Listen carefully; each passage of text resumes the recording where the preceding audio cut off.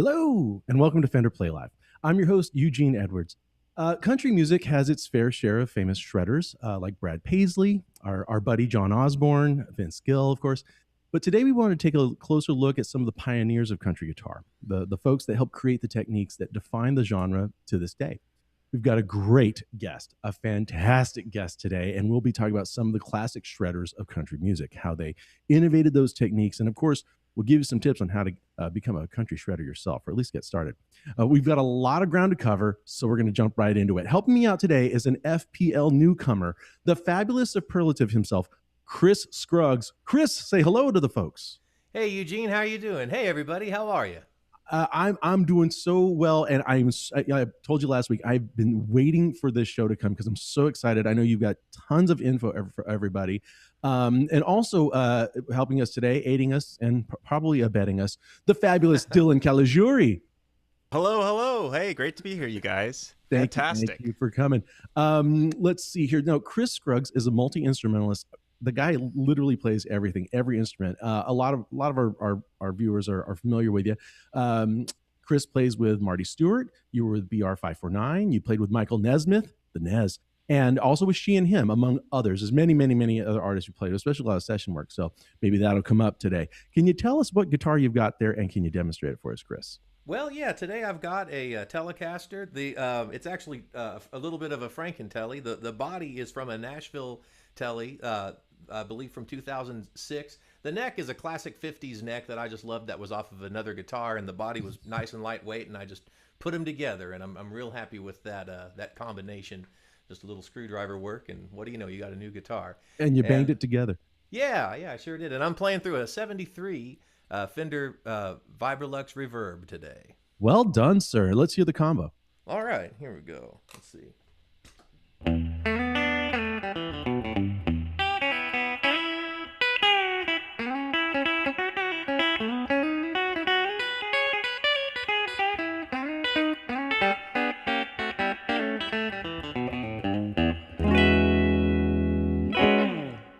A perfect combo. And Dylan, what do you have for us today? What are you playing? Wow, that sounds fantastic. Doesn't it? Nice and I've clean. got a brand new Ampro 2, American Professional 2, Olympic White Telly here, and I'm plugged into a GTX, so a Mustang GTX. So let's see.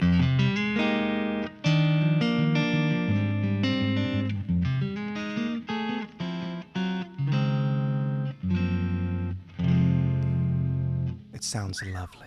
Nice resolution there. Nice resolve. And I've got a Fender American original Telecaster in what I think they're calling Fiesta Red. I do love this color. I love the white binding. And I'm also going through the Mustang GTX set on a basic 65 Deluxe with a little bit of slapback.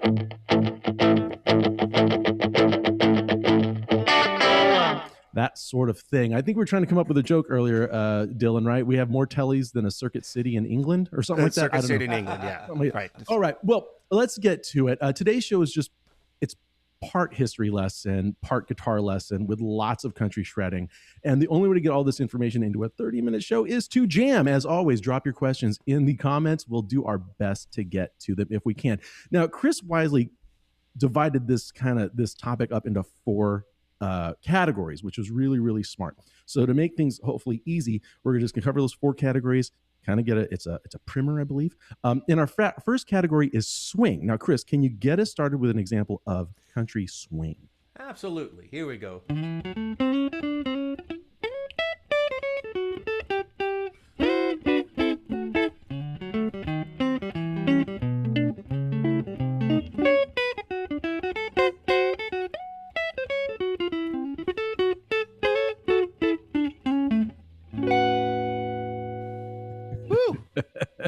Swinging.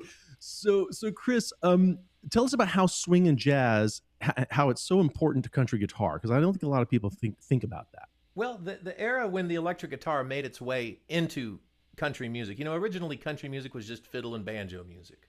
Right. Or if it was more song-oriented than instrumental focused, it would be like the Carter Family or Jimmy Rogers, where there might just be an acoustic guitar providing rhythm for the singers. In the 1940s, late 1930s and early 1940s, the electric guitar made its way into country music, and it did so by way of a style of country music called Western swing, which is sort of a combination of big band jazz and sort of old time fiddle music, if you can imagine that. The fellow who gets the most credit with starting that style, and deservedly so, is Bob Wills and his band, the Texas Playboys. And they were that's right. Eldon and Leon, here they come. And so the guitar at the time was starting to be accepted as a jazz instrument. You had Charlie Christian playing electric guitar with the Benny Goodman Small Band, which was, the six-piece band.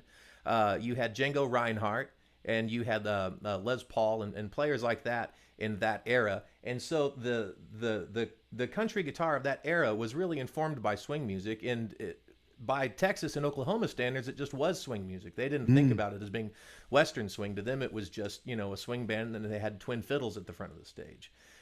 So that's the way the electric guitar came into country music, was sort of through the Western swing side of things, as did drums and piano and steel guitar. They all sort of came in through Western swing because it was sort of a new style of music, and it was kind of open to new instruments making their way into the sound. Probably because they were open to new instruments because they had to serve the dancing it was public all about, and it still is in Texas and Oklahoma and in Louisiana. It's all about dance halls, right? And it's all about people dancing. And if you're up on stage and you've just got an acoustic guitar and maybe a fiddle, no one's going to hear you. So they had a drummer to provide a beat. They had electric guitars with amplifiers. Eventually, the fiddles had pickups and little Fender deluxe amplifiers that they would play through just to get the sound across to the dancers. Right. And let's talk about some of those specific early lead heroes and hear an example of it. Okay. Well, in Bob Wills' band, the main guy was a guy named Eldon Shamblin. He was a guitar player from Tulsa, and he started out, in fact, I believe when he joined the band, he had an electric guitar, but it was so new, this is like 1936, Bob told him he had to go back to acoustic. But the band sort of ended up endearing themselves to Leo Fender. Leo Fender was a great big fan of Western swing music. In fact, Bob Wills' band in the late 40s was one of the first bands to have an entire backline of Fender Pro amplifiers. When you see pictures of them in the 40s, they've got those TV front Pro amplifiers, and they've got wires running out of the fiddles. And the first Fender instrument to leave the state of California on tour was Herb Remington's double neck Fender Steel. Up until then, they were only making amplifiers and student model guitars. So that was the start of Fender guitars going, and then people started ordering them in other states, and that helped Fender get distribution nationwide with music stores outside of just Southern California. So Western swing was really key to bringing the sound of electric guitar and very directly with Fender guitars to everybody. Eldon had one of the very first Stratocasters. Leo wanted him to have one of the very first ones, and he had it custom painted gold for Eldon, and he played it until the gold turned green from 40 years of Eldon sweating on it while he played on it. Junior Barnard, who played with Bob Wills, he had an Epiphone, if I can say that here, an Epiphone Emperor. That was an acoustic guitar, and Leo Fender put a pickup on it. Personally, Leo put it on the guitar. That was the first fretted guitar to have a Fender pickup on it. So the history behind these instruments and Leo Fender personally go back all the way to the beginning. And can you give just an example of something that Eldon would have played, or Junior? What was their vocabulary like? Eldon, started out as kind of a lead player, but he very quickly became more of like a rhythm guitarist. But he would kind of play passing chords. And for instance, if you take a Bob Wills tune that might have just been as simple as D, G, and D, and then to A, Eldon would kind of do this thing where he would go.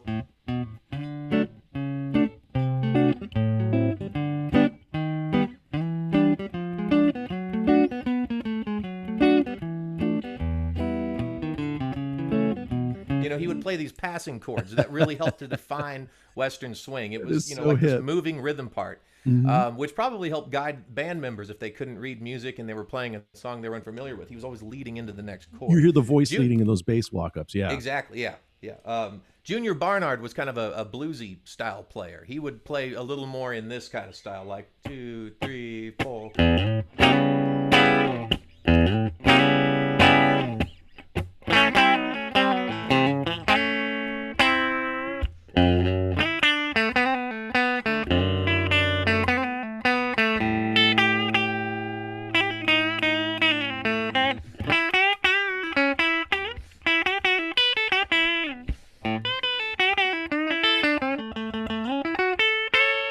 That was kind of Nice. more Junior's style. He had a more raunchy. It wasn't very polite when Junior played. And Right. Bob Wills loved. You could hear it when he say Junior before Junior plays guitar because it just would make the hair stand up on the back of your neck. Okay, Now, so go ahead. Oh, I was just going to say that eventually the electric guitar sort of made its way to Nashville too, and we'll get into that I think in the next bit. Correct. But the early Nashville electric players were very swing oriented. There was of course Grady Martin and Hank Garland, who were also great at playing just commercial what they call the Nashville sound style guitar. But they were started out as swing players, and in Hank Garland's case was a true jazz player. And then there was Zeke Turner. Zeke is a often forgotten character who is really worth remembering. He is who played electric on the early Hank Williams records, and he's who started this whole thing of, this isn't really a swing style, but he started that tic-tac guitar, which you hear on all the Hank Williams records, and then later on Luther Perkins did that on all the Johnny Cash records, that tic-tac style. Right. Zeke Turner is who played the guitar solo on Move It On Over, Hank Williams. And would you want to hear a little of that just for context? I think this is the time and the place, sir. I think it's necessary. Well, all right, so you got Hank doing, he came in last night about 10:30. That baby of mine wouldn't let me in, so move it on over. Shake it on over. Move over, little dog, 'cause the big dog's moving in. And then Zeke Turner went.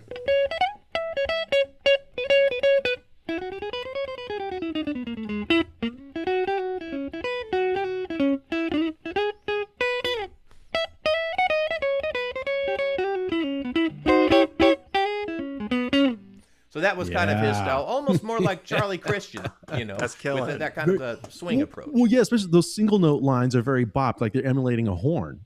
Yeah, very well. That's what Charlie Christian, Right. who was the first star of single note lead guitar playing, was trying to do. He had tuberculosis. He didn't have very strong lungs, but his hero was Lester Young, who played tenor sax for Count Basie. And so he wanted to sound like a sax, but he didn't have the strength for it in his lungs. So he started playing electric guitar. And that's the tone he was going for, was to be like a horn player, but on an amplified guitar. Dylan, now I have a question for you. Are there other techniques that can help someone get started in this swing style that you can think of? Yeah, it's a genealogy of country guitar. It's fantastic. If you're just starting out, and this sounds like a lot, maybe the first thing to tackle is what swing is, right? So if I've got two notes that are moving da da da da, if I swing from one to the other, if I go da da da da da da da, that's literally the basic concept of what swing is. We're swinging from one note to the next, and sometimes the stock market swings, or my leg swings when I'm trying to wake it up after. Anyways, so that's the first big concept that's there. The other big thing would just be kind of getting down these basic open chords, and we've got a lesson on Fender Play. It's comparing swing to standard eighth notes. So it just teaches you how to learn the deviance between those. So basic chords, as well as learning what swing is, will get you started on the path to this. Cool. Well, let's move to our next category. Chris, tell us about this one that we call what kind of commercial or melody style. Yeah, and a lot of that was sort of built around the Nashville sound. Somebody once asked record producer Owen Bradley, who's credited with inventing the Nashville sound of the studio musicians. When did the Nashville sound start? When did Nashville become Music City? And he said, well, it was probably when Ernest Tubb came to town. And Ernest Tubb, when he came to the Grand Ole Opry from Texas, he'd been playing in the honky tonks in Texas to much of the same kind of crowds as were the Western swing artists were playing for, in dances. And you couldn't hear an acoustic guitar in the back of a loud and a loud bar room, because people were loud. There was bottles clinking and people dancing, and probably people yelling at each other and getting in fights over who knocked off whose cowboy hat or whatever. So Ernest Tubb decided to hire an electric guitar player, simply so that the band could be heard, and that the melody of the song could be heard in the back of the room. And he was a big star. He had a hit on I'm Walking the Floor Over You. He was asked to join the cast of the Grand Ole Opry, which up until this point had strictly been an acoustic music show. Fiddle and banjo, acoustic guitar. It was a traditional music show, and the whole purpose of the show, sometimes people give the Opry a hard time because they were resistant to change over the years, but the whole point of the Opry was that it was sort of a nostalgic show for the old pre-Edison days. Right. And Ernest Tubb came to town with an electric guitar player, and they said, you can use it on the road, you can use it on your records, but you can't use it on the Opry. And he said, well, then I'm going back to Texas. And they said, well, wait. So they relented and let Ernest Tubb bring the electric guitar on stage at his electric guitarist on stage at the Grand Ole Opry. And that was the start of electric instruments, both the guitar and the steel guitar being amplified on the Grand Ole Opry and in Nashville. Now, a lot of the commercial country music, it could have an element of swing, but a lot of it was sort of focused on being just more melody oriented. And all the guitar players that played with Ernest Tubb over the years, Butterball Page, Billy Bird, Leon Rhodes, Jimmy and Leon Short, so many great guitar players, but they all had to sort of adopt an Ernest Tubb style of playing guitar that they had inherited from all of the previous guitar players that had worked with Ernest Tubb. And, so can you give? Oh, go ahead. I'm sorry. Oh, yeah. Could I what? Could I? Well, could I, an example like Leon Rhodes in particular. absolutely. Is there? Okay. Yeah. Well, here's an example of if. I'm gonna turn And the this echo next down. song is on the site, by the way. If you want to learn this song, the Hank version at least. The Hank Williams version of it. But take it away, sir. Sorry. Yeah. Oh no. Your Cheating Heart. The melody, as Hank Williams wrote it, was kind of just. That's just all the melody is. And we're talking about melody players, but they still embellish it a little, So an Ernest Tubb lead player, like say Leon Rhodes, who was also a monster swing player, would maybe play it more like this,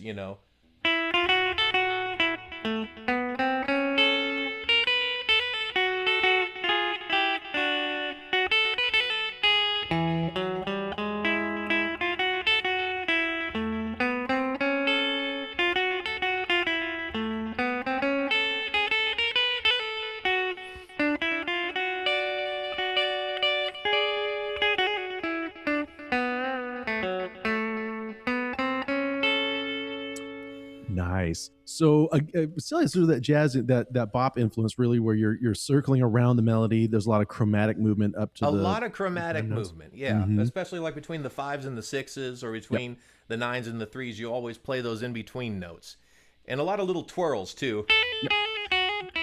Right. And there's always this lick with Ernest Tubb. No matter who's playing guitar with him, the solo always ends with. That's how you know it's an Ernest Tubb record. We have to assume that was a favorite of old ET's, right? It was probably. It must have sure. been. Well, and Leon had his own, because that's how Billy Bird did it, and Leon had to put his own spin, so he went.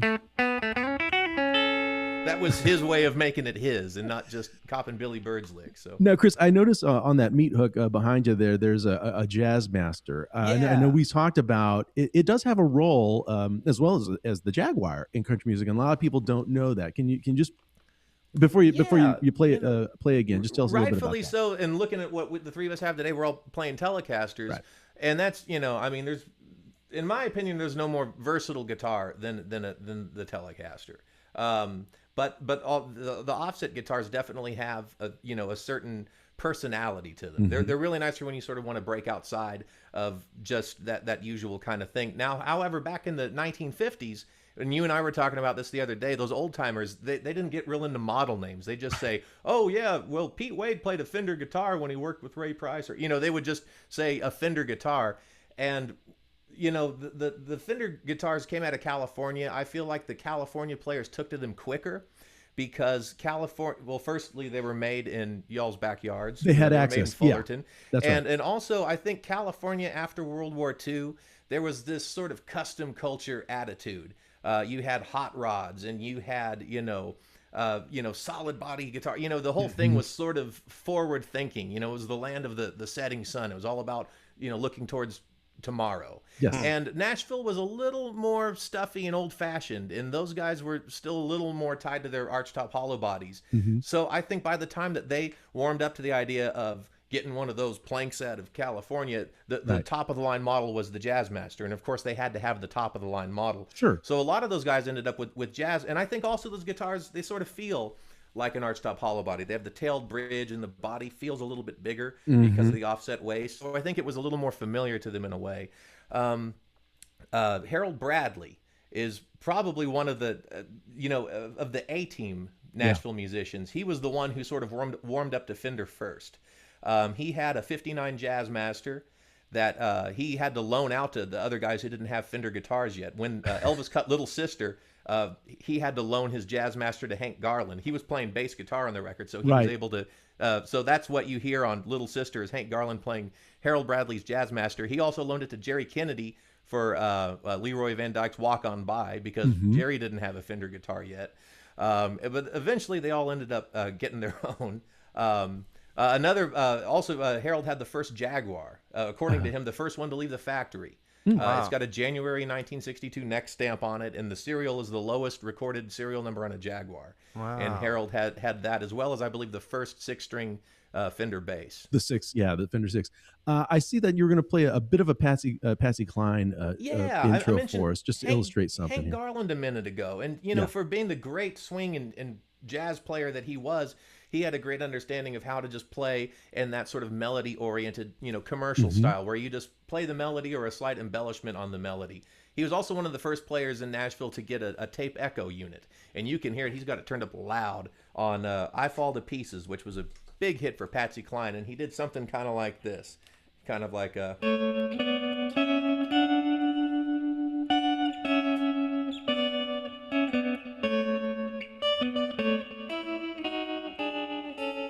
Kind of like that, just pretty commercial guitar. It's great. You can play swing, you can play hot licks and twiddly widdly stuff all you want, but at the end of the day, country music, it's about stories and it's about melodies, and sometimes the right thing to do is just reinforce the melody. Right. But let's move on to our next category. If we can get to the what we call the thumb style. Absolutely. And real quick, can you play some thumb style for us before we get the sure. definition? Well, it starts with this.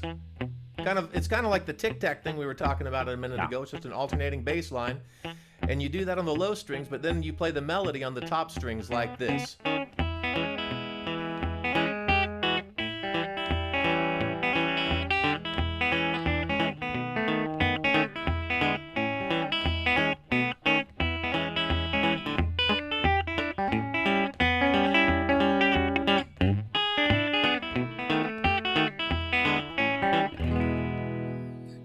Well, that'll do. That'll do just fine.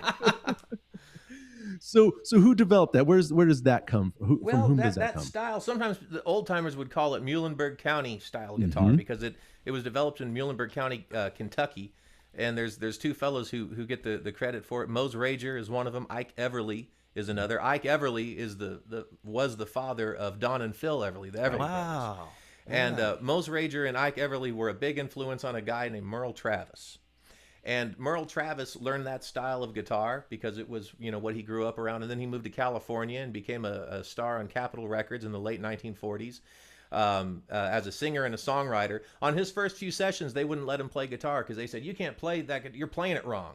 We'll just we'll just have a steel and a trumpet and a fiddle solo instead. No guitar." But after the first couple sessions, they started letting him play guitar, and sure enough, that became the star attraction, was his guitar style. But what it is it's almost like being a one-man band. You almost like a ragtime piano, where you've got the bass line going, and then you've got the melody on the top. So Merle Travis became a national star. He's, along with Leo Fender, one of the fellows who helped innovate the concept of the solid body electric guitar. He had a custom-built Bigsby guitar that had a solid body and all 6 tuners on one side, built in 1948. And he was a big influence on a lot of other players, most notably Chet Atkins. Right. Chet Atkins played in that style too. The thing that Chet, and you'll see I'm playing it wrong. I'm using a straight pick. I can't get used to a thumb pick either. I do it with the flat pick. I'm the same here. Well, the proper way to play like Merle Travis is use a thumb pick and your pointer finger. Right. But Chet added a second finger too, so he could do 3-finger rolls on it and play bigger chords than Travis was able to get. And he also kind of cleaned it up a little bit. Merle Travis had a deep sense of the blues in his playing. And that's something important, I think, about all these styles of country guitar. Whether we're talking about the swing players or the Ernest Tubb, style, or this style, is that there's this sense of the blues that is in all of it, that must always be recognized. Yeah. But Chet did kind of clean it up a little bit, and it became more almost like a classical instrument, the way he would sort of, arrange his pieces. Then Chet had an influence on Paul Yandell, who played with the Louvin Brothers, Jerry Reed, Lenny Breau, countless great players. Tommy Emmanuel today, and Don't forget George Harrison. and George Harrison. yeah. Yeah, Yeah. when you hear the solo in All My Lovin', that's just him. He's Exactly. reading that name on that Gretsch pickguard that says Chet Atkins It's, model. it's and he's written right there on the and guitar. it's on yeah. the pickguard, and he's going for it. Yeah, and then, Eddie well- Cochran and Scotty Moore and Cliff Gallup, all the early rockabilly, players from the mid and late 50s, they were all, very much influenced by the sort of thumb style of guitar as well. And Merle Travis, so influential that we still to this day call it Travis picking. That's Exactly, yeah. If people don't know why we call it that, that's why. A quick question from Matt B. Will practicing the PIMA finger style, the PIMA style is called, will it help you learn that thumb style? Dylan, can you take this one? Yeah, absolutely. That's actually how I came across this. So initially, it was learning how to break down and use each one of my fingers independently in string sets. But if this is seeming really, this is a fantastic primer of this. If it's seeming really intense to you, I mean, we have a great lesson on the site. It's a bass note strum, which is basically you're going to play the bass note with your thumb and then strum the remainder of the chords. So for Right. each chord, all of them have a bass note. Unless they're an inversion, which we won't worry about that. Right. And so that'll get you rolling, right? And then that gets you into it'll get you into the Delta style and all these other styles that are detailed on the site that slowly walks you into the intensity that Chris was just doing. Yeah, and like Chris mentioned, it's related to the blues. You're right. There's that Delta style that really is pretty much that same thing, or at least tied to it. Chris, can you play some 9-pound hammer for us Yeah. so we round out this category? Absolutely. Thanks, man.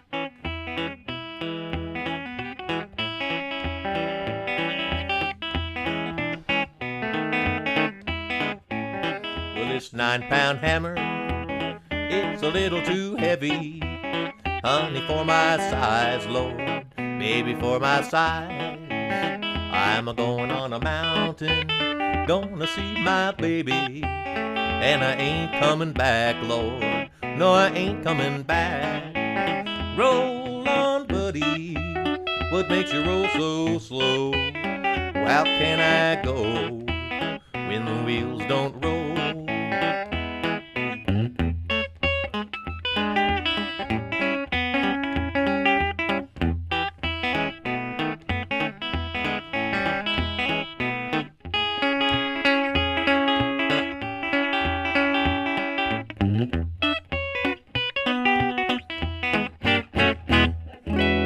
Something like that. Yes. Very much like that. Mighty You- fine. Dylan, if you can answer this one quickly, as I can't remember who asked it, but someone asked it earlier. Is there a way to get this classic country, that twang, without pedals? Oh, yeah, totally. I mean, It's really taking a lot of bass out of your amp will do a lot of that. And then also the guitar itself has a lot to do with it, the voicing of your guitar. So a Telly's, when Chris was saying that earlier, I love Telly's because they just sound iconic instantly. They travel quite well, by the way, remarkably well. You can take a Telly up 30,000 feet, come back down, and you'll be lucky if it's out of tune at all. And then the other thing would just be they sound twang. So it's a great place to start for the twang tone. I think you lift off from there, yeah. I think you're right. I think it's about the model guitar and running the amp clean, and that's pretty much how it gets me. It's really it's a guitar effect that does not require a pedal effect. Let's put it that way. Now, which takes us to our fourth category. It segues beautifully. The California twang. Chris, can you play some and talk about that for us? Yeah. Like I was saying a minute ago, the Nashville players, they were, it wasn't until about the '60s that they all started, maybe having a Telecaster in their arsenal, But in California, the players took to it real fast. And one of the players that had a lot to do with that, of course, was early on Jimmy Bryan, who was an excellent swing style player. Blazing. And his background was as a fiddle player, so he was extraordinarily precise. He could play so fast and so clean, and his, the tempos he would play at. He used to go. I heard one year he went to the NAMM show in the 50s or the 60s, and people were saying that what he was playing must have been sped up on record. And he just sat there and just, did. Or he just played just as fast as he could all day, just to prove that Yeah, he could play that fast. Let the lore go out there. Like, no, I know a guy who saw it with his own eyes. Yeah, Hummingbird speed. That's what it is. So he was, the first real star player to play a Telecaster guitar. But pretty soon, his tone was not like what we consider to be like the typical Telecaster tone. He was playing on the neck pickup, right? And he was trying to get more of that warm kind of a jazz tone out of his guitar. What really changed things was when a teenage kid from Louisiana named James Burton had a Telecaster that his mama had bought for him. And he thought that he would be able to maybe get some new ideas going if he messed around with his strings a little bit. Back then, if you bought acoustic guitar strings or electric guitar strings, it didn't matter. They were the same strings. They were gauged 13 through 56. Right. And if you look at the corresponding, you got 13, 17, 26, 36, 46, 56. He had an idea that because he was playing electric guitar, he didn't need all that string tension. So he took the 56, which was his low E, from the set. He threw it away. Right. Then he bumped every string down one gauge. And so he had 46, 36, 26, 17, and 13. He still needed a high E, so he took a banjo set of strings and took the 10 gauge string off of that, which was a loop end. He had to take the ball end of a guitar and he put was it in still the loop fixing end. it. And he had to feed it through and make sure the ball end didn't fall out. And then he had a 10 on the top. Right. Now, today, when you go to a music store and buy a set of 10s, that's the same gauges as when James modified the strings on his Telecaster. Ernie Ball owned a music store in Southern California. He started packaging James's string gauges and selling them at his shop. But the Fender 150 set was the first set of strings that was based off of James gauges, 10 to 46 gauges that were available in any music store nationwide. And in the 60s, a lot of people bought those 150 sets to get those light strings. And therefore, the G string is unwound now for exactly. really kind of the first time. The G string is unwound, and they're all slinky. You can, Right.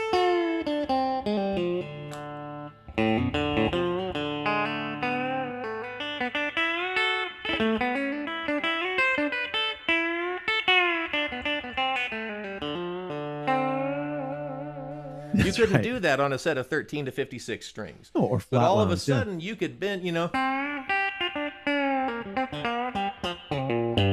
Right. All of a sudden, you could do things on the guitar you could never do before.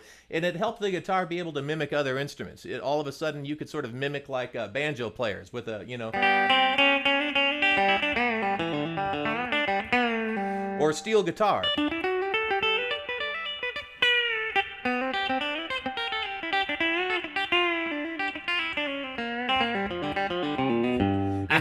You could do things that you couldn't do before. With a hollow body guitar with heavy strings, you could turn this up, it wouldn't feed back, and you could bend those notes, at least a step on each string. Now, can you give going a little forward in the years, James played a very famous guitar intro and solo for Merle Haggard. That's right. Yeah, a little bit of working man blues, right? Right here, right from the Fender play side. Go ahead.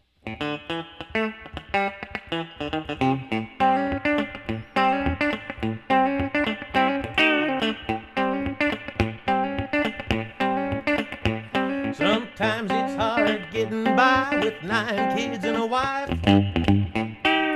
I've been a working man dang near all my life, and I keep on working as long as my 2 hands are fit to use. Well, I drink a little beer in the tavern and try a little bit of the working man blues. And then James went,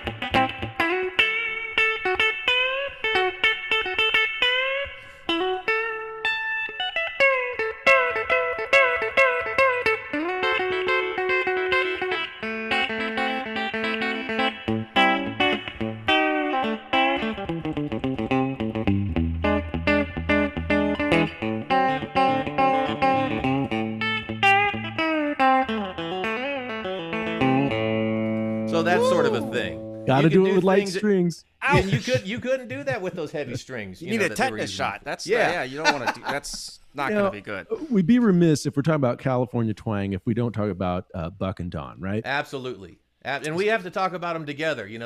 Their talent became so interconnected in the way that they sang. I mean, you hear those two sing.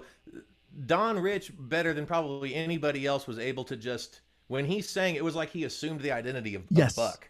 that Yes. sounded like one He's voice. impersonating Buck almost. Even when you watch their facial expressions, they do that kind of thing where they raise their eyebrows and kind of shrug their shoulders. And Don did it too. He learned how to be a musical companion to Buck so amazingly well. It defined Buck Owens' sound. And on guitar, he had to be imitating Buck because Buck pretty much taught him. Absolutely. Well, yeah. A lot of people don't think about Buck's pre-fame history. He was a session guitar player. He got his start, really in L.A. driving down from Bakersfield to play lead guitar on Tommy Collins records in the 50s. And he had this thing he would do. Tommy Collins played a lot in the key of D, and Buck would do this thing where he'd go.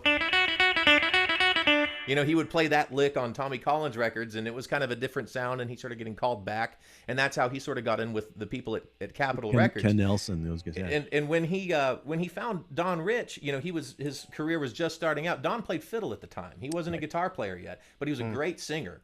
And so at first, the reason he was there was to sing harmony on the choruses. And that was it. But as time went on, he started learning how to play Buck's style, which a lot of it was based out of that D shape, that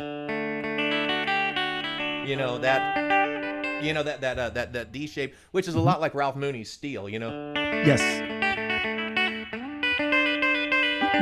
With that major third on top. Yeah, with the major third on top, and they would always, capo up or find ways to put the third on the top. And when you hear that, I don't know if they meant to do this, just that happy sound of with the third on top, that doesn't sound like the Nashville sound. That sounds like California sunshine. There you go. Happy the note optimism. The happy note. It just sounds like a day at the beach. Palm trees. love it. So, but the other thing that Buck had in his sound and that Don incorporated too was, again, a sense of the blues. You've got the blues box pattern,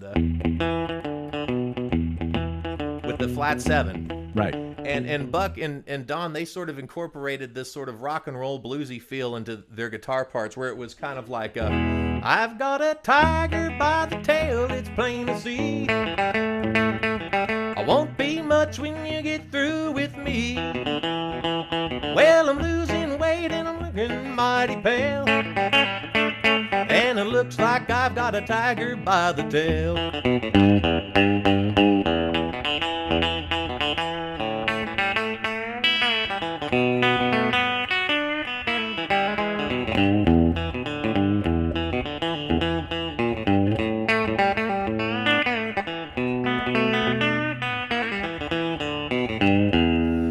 It doesn't sound like Mother Maybelle, who was the first guitar hero in country music. It doesn't sound like Maybelle's, style of guitar. It sounds a lot more like the blues than it does anything that really was in country music before that. Right. And that's a little bit of the Don Rich and Buck Owens guitar. I thought it was interesting, that dichotomy of Buck's happy major chords, and then Don pretty much playing like this pentatonic minor thing at the same time. Yeah, it's a nice little rub that they had. They had this, and it's like with country music, where a song like "Together Again" sounds so sad. Sounds like the saddest song you've ever heard. But then you read the lyrics and you go, "This is a happy song." They're getting back together. Song. And then you hear Hank Williams songs that just sound happy as can be, and you listen to the lyrics and it's like, man, that makes me want to jump off a cliff. Man, that's sad. Tragically sad.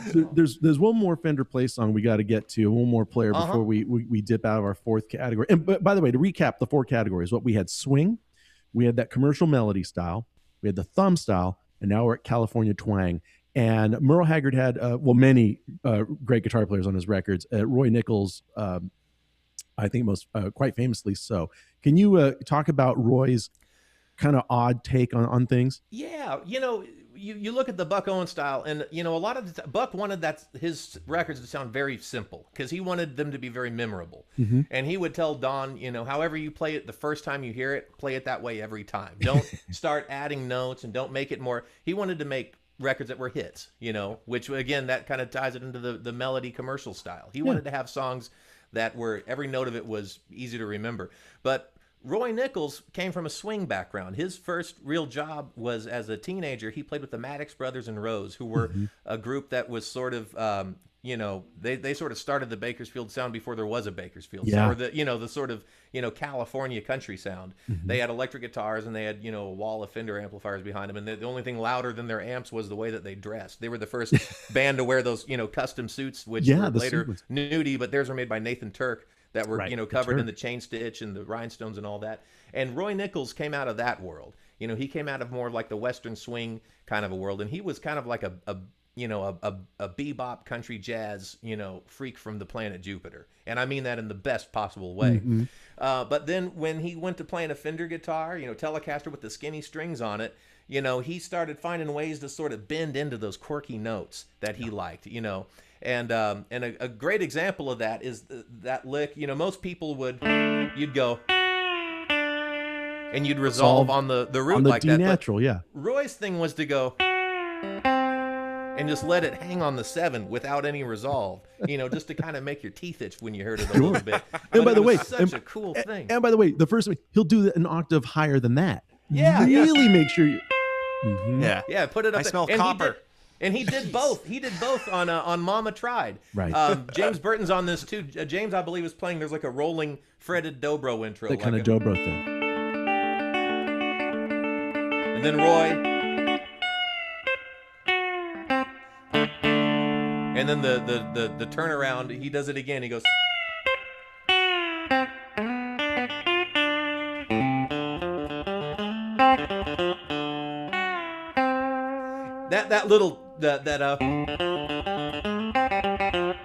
I swear that he must have gotten that off of Joe Maphis, because that to me sounds another great California player. Sounds so much like a Joe Maphis kind of a lick. But yeah, Roy Nichols, he was a.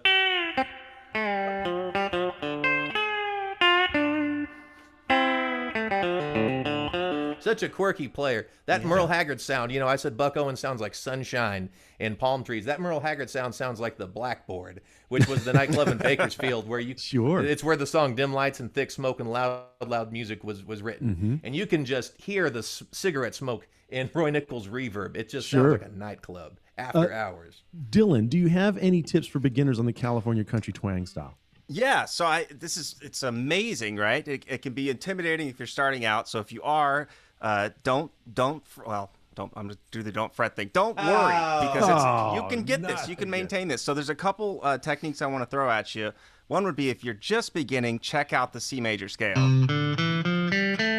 So they were talking about the third of the scale, the third of the chord. Here's a big thing that you can learn how to do is learn how to count through a C major scale. C, D, E. That'd be the third of that key. So if you're a little bit along the path there, give a shot at double stops and triple stops. So double stops and triple stops.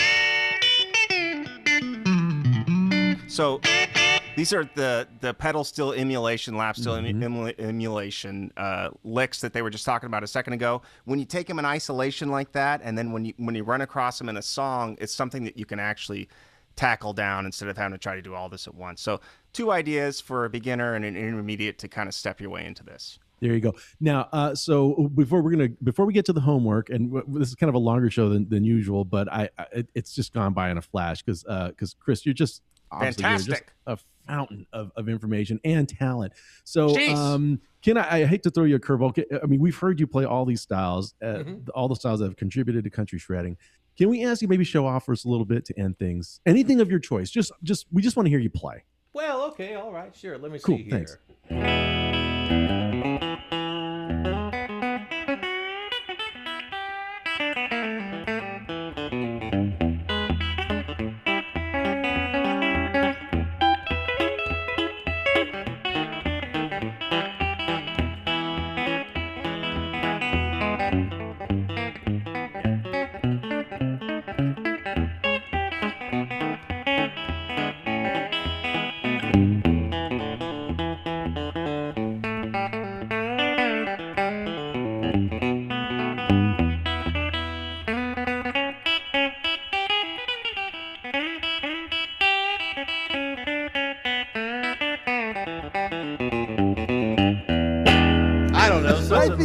I think that's all 4 categories in there, plus a Danny Gatton lick if I wasn't counting.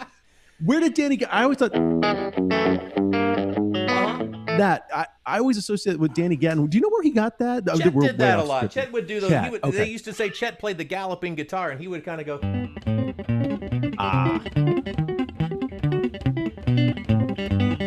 Sounds like a horse galloping, you know. Yes, it does. And they're All just 4 they're hooves. just like Freddie Green kind of swing chord voicings, but he's just rolling. And he's rolling them.